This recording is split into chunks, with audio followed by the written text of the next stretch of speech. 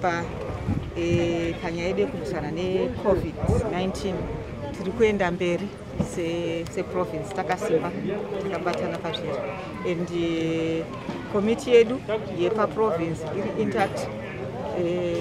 Makomitees edu ekumadistricts ari intact, ari kufamba nebasa chaizvo. Tafamba zvikurusa panyaya yekuvaka chipadze isolation center.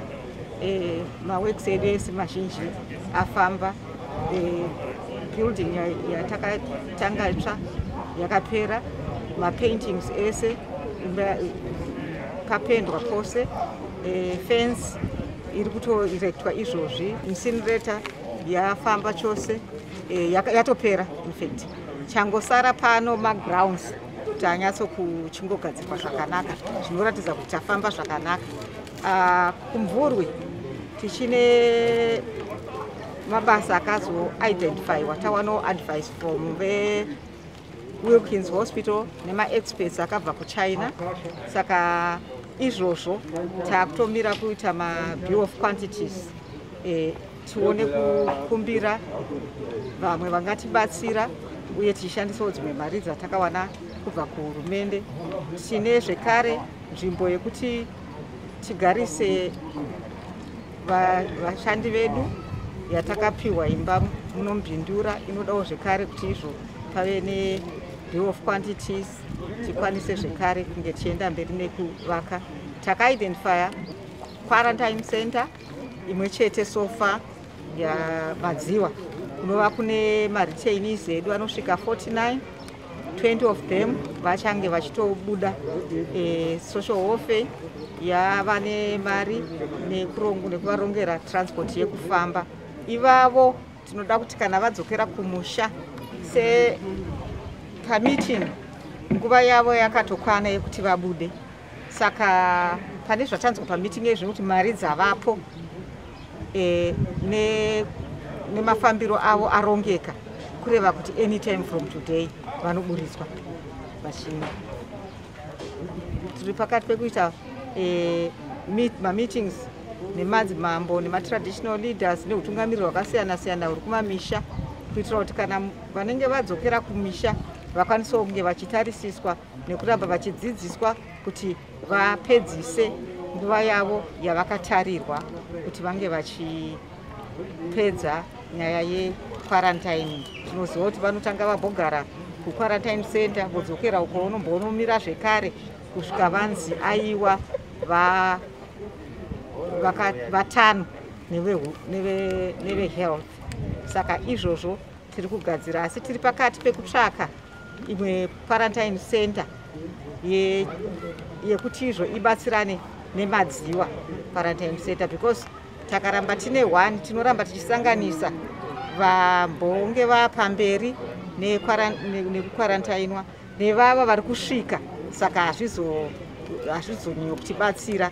Saka tinoda kuti tive nepamwe pekuti vachiri kungosvikawo vanoenda, vagarisawo varimo vakuda kuzobuda vorega kuzokontaminatwa nevari kupinda.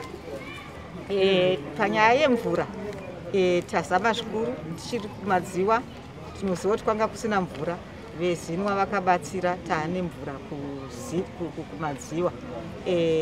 Nevezese vakabatsira, kwanga kune low voltage, mwenje wedu wafamba. Taane mabhoho akawanda atapiwa, tiri kufanira kunge tichiisa ma-isolation center akasiyana-siyana. Mamwe takamareceiva through zinwa, mamwe takareceivawo through DDF. Saka basa riri kufamba, asi tichine dambudziko panyaya ye-equipment. Ma-ventilators hatina,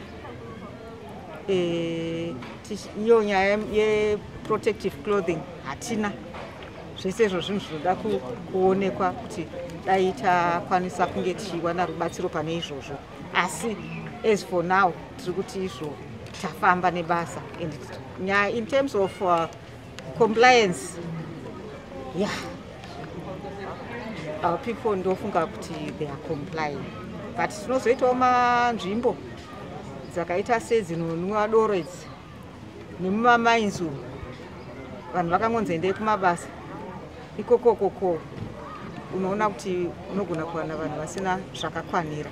Saka taronga sekomiti kuti izvo komiti yedu enforcement, local authority, vema SMEs neve women affairs vagare pasi vanyatsokutarisisa kuti izvo iwo mabhizinesi acho ari kunzi vanofanira kuoperata ndeapi, uye vobatsirana kuona kuti izvo vachitaura neveinformationwo voenda kunodzidzisa vanhu nevehealth kuti izvo panyaya dzecompliance dzingafamba sei.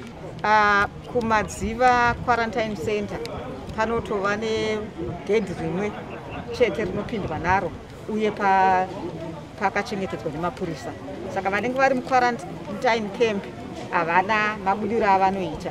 Taita gadziriro yekuti avo vachazoburitswa vakuenda kumisha yavo, tinoda futi kuti izvo vanhu vari kumusha vazive kuti tine hama nhingi iri kubva kuquarantine inoda kutarisiswa. Saka izvozvo musi wechipiri tiri kusangana nemadzimambo edu kuti vaende vanotaura, tosangana nevemachurches vaende vanotaura neveruzhinji kumusha kuti izvo kune vanhu vachange vachiuya vanenge vachibva maquarantine centers.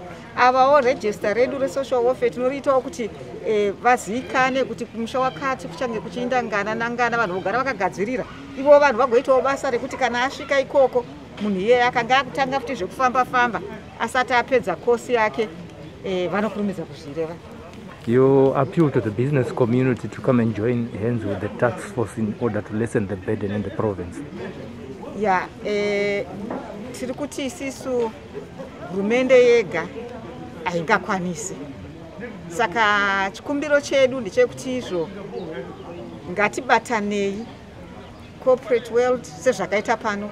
Takaona Trojan team site nemamwe organization vachibatsira.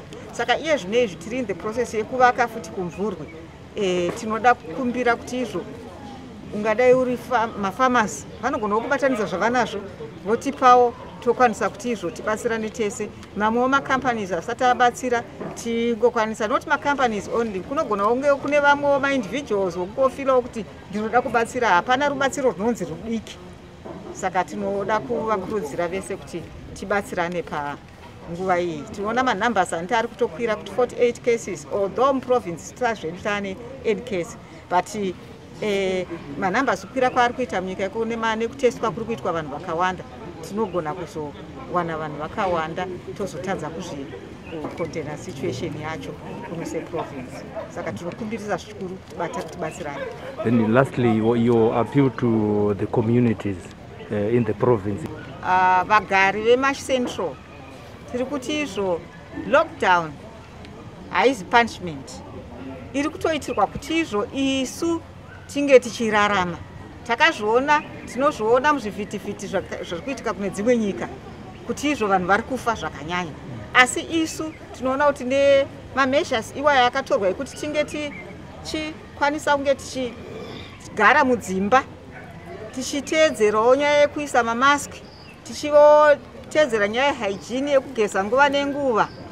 Iyoyoyo iri kutibatsira. Saka tiri kuti izvo ngatizvitevedzerei, zvinobatsira iwe neni, zvobatsira nyika yedu.